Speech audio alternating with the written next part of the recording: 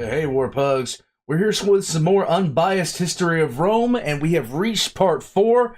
This is the Conquest of Italy.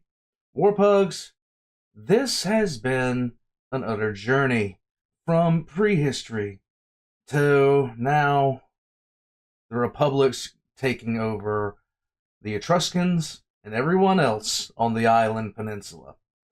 Dovahhatty's links are going to be in the description below. And I gotta tell you, this has been fun for a number of reasons.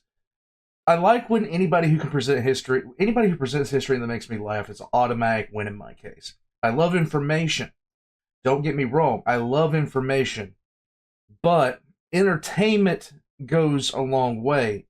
And there's a lot to be said about that when we look at today's day and age with people, it can get bland sometimes when you're just reading about things and stuff like that. I remember I hated history class, but I loved the subject. And the reason I hated history class is because we got so mired into actually memorizing dates. Dates was the big thing. And I suck with numbers. I am horrible, and I mean horrible with numbers. But if you tell me a good story, I can remember that for all time.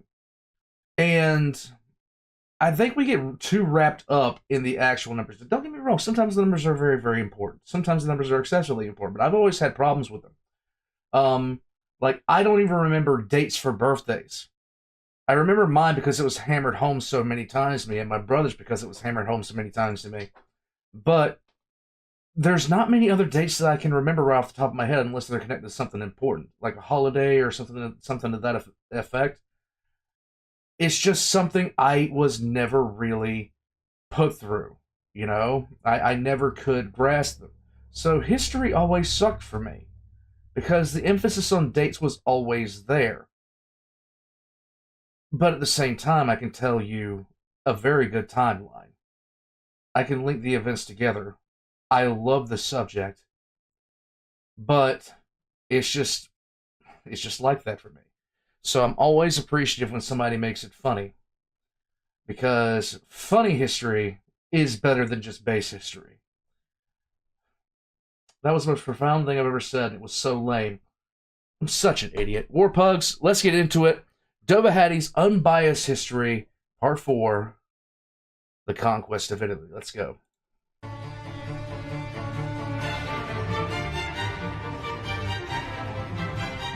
Yes.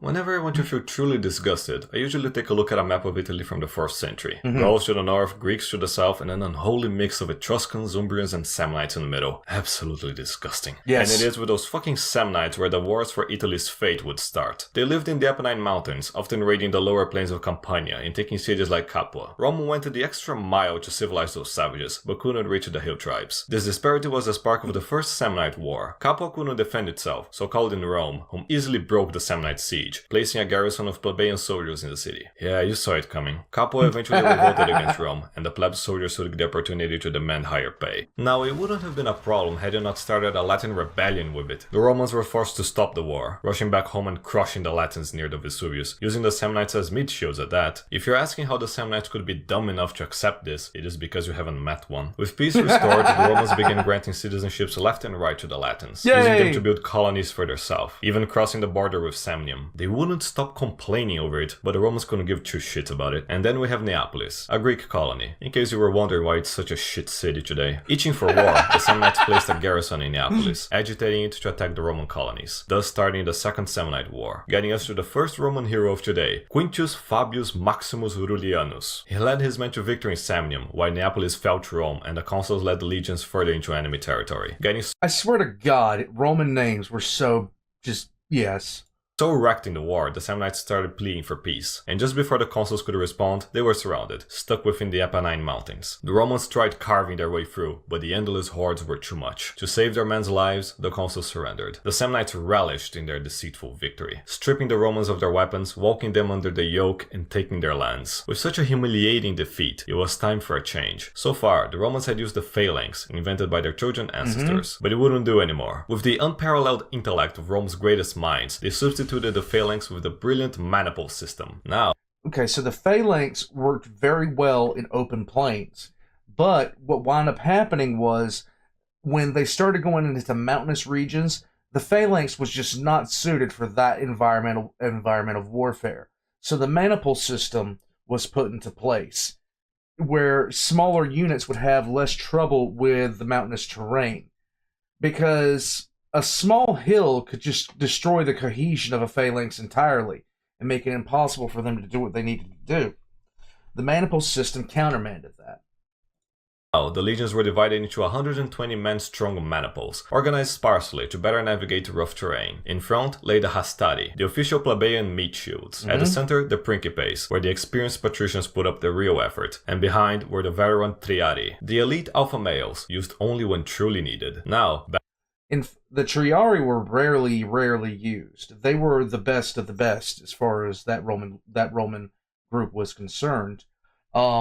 In fact, it was a saying in Rome when things got really bad, is it's come to the Triarii, which meant if you saw the Triarii actually engaging in combat, actually fighting, it meant that something had gone horrendously wrong, and now they needed the old guys, the guys who had been there, the veteran soldiers who had survived battles and had been marching with the army for some time. They needed the old guys to step in and correct the situation that had gone downhill.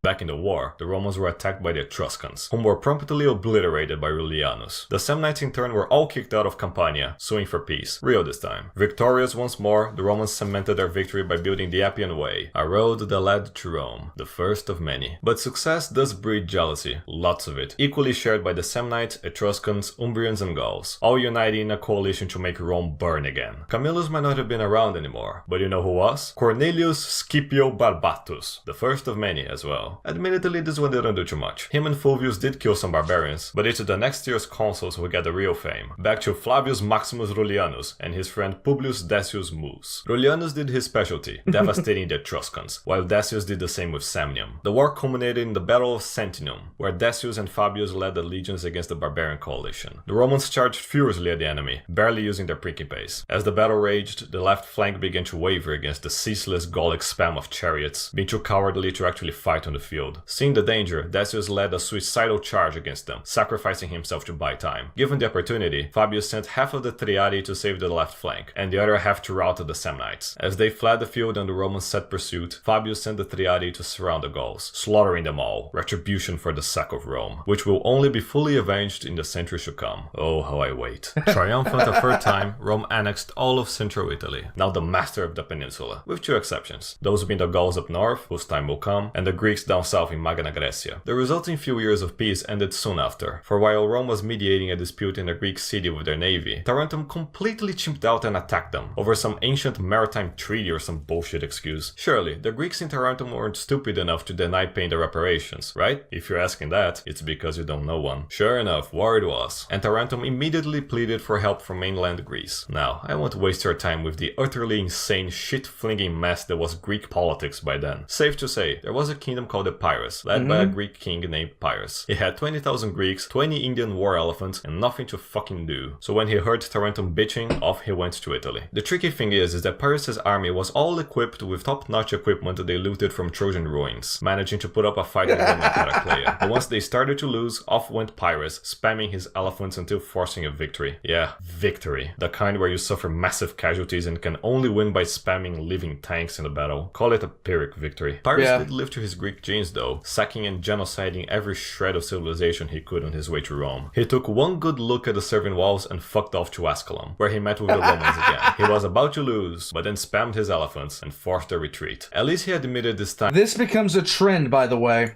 They won more such victory, and they were fucked. Not him, the elephants. Maybe that's why he decided to fuck off to Sicily. No one really knows. Killing Greeks was simply much easier, I suppose. He did fight Carthage while over there, but I'll save my hatred towards them for the next video. Once done in Sicily, Pyrrhus decided to sack an Italian temple of Proserpina, Persephone in barbarian speech, sending the ship with the loot home, only for Jupiter to bolt it. Some divine justice at last. After everything that happened, Pyrrhus actually returned to Italy. Maybe he was hoping to force another victory. But his cheese strats were already figured out, getting kicked out back to Greece. Victorious, fifth time? Yeah, the Latin word counts. A fifth time, Rome annexed the Greek lands of Magna Graecia, now bringing civilization to almost all of Italy. Quite a bloody chapter in Roman history. But yes, you've seen nothing yet. For the next time, we will cover the Punic Wars, where Dido's curse goes into full effect. I'll see you then, plebs. Ciao, ciao.